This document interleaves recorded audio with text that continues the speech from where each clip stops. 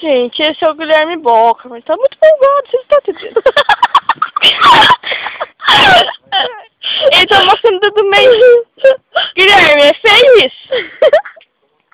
Que coisa feia, Guilherme. Não pode mostrar o dedo do meio.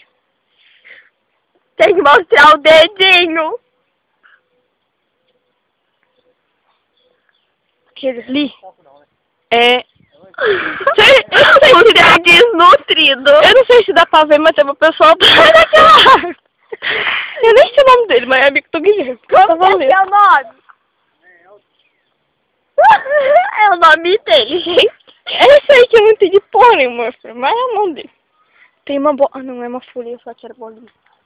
Agora chegou o perturbado do Leandro. Você tá entendendo? É tudo perturbado aqui, mano. Tá che... Ah, meu Deus, ele vai nadar. Dá pra desligar essa bosta aí? Ô, perturbado, deixa nós gravar, perturbado. É tudo pelo Face. Ai, tá arrancando a roupa. Não vai fazer isso.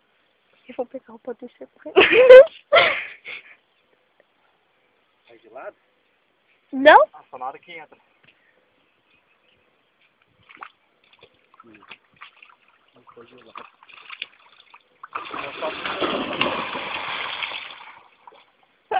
A roupa vai estar na ideia. Ele tá chegando, ele vai pegar minha cama. Ai, ele tá chegando! Esse negócio aí, ó. Olha que perturbado. Lá, eu acho que tô de boa, você não tô cansadão. Ah, vamos embora, Kê. Vambora, desliguei. Gente, tchau. Fala tchau pra câmera. É tchau, Guilherme, não é dedo do meio. Fala tchau, Leandro. Fala tchau, menino. Para de ser encoia. Tá encoiando um tchau. Na louca. Só logo, nós já, a avó já vai arrancar nossa cara fora. Olha que nossa aqui. Tripa.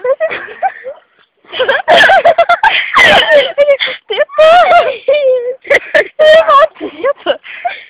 Gente, fala tchau pra câmera que eu tenho que ir embora. Tchau, vai. Nossa, é pra Nossa, câmera, tchau. não é pra mim. Fala tchau. Sim.